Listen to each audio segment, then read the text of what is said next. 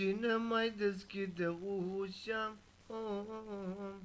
și îmi va zâmbi din ea, pentru ce mai vin acasă,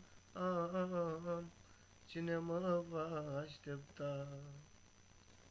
S-au răcit vorbele tale și sărutul tău nu vrea să-mi dea mângâiere mare,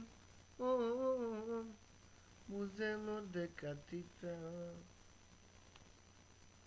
Cine mai deschide ușa și îmi va zâmbi din ea, pentru ce mai vin acasă, cine mă va aștepta?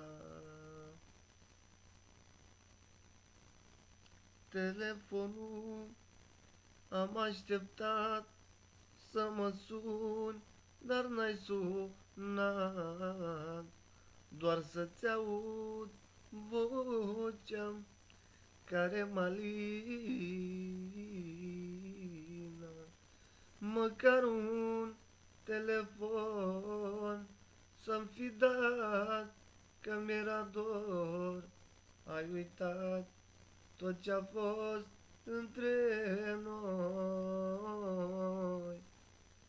Alo, viața mea sunt eu, dragostea ta, sufletul tău.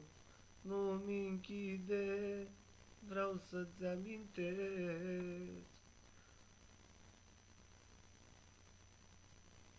Mă uit la cer și-aș vrea să-i cer lui Dumnezeu milă. De ce? Că-și rău un suflet m-a pătruns, m-a obosit, atâta plâns. Ce-am avut m-a părăsit, am ajuns om de nimic și sunt tare necăjit. Of, of, of, ce-am avut m-a părăsit, am ajuns om de nimic și sunt tare necăjit.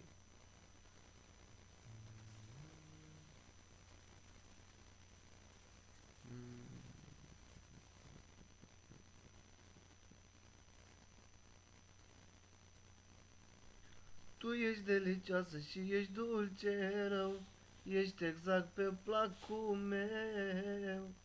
Te-am văzut odată sau de două ori și deja mă trec fiori.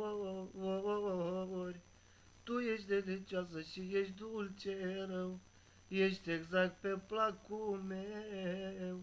Te-am văzut odată sau de două ori și deja mă trec fiori. Nebuna mea, iubirea mea, vreau să te alint așa toată viața mea, că te-am iubit din prima zi. Dragoste nebună, cum vezi numai la copii. Mă uit în ochii tăi și văd că mă iubești.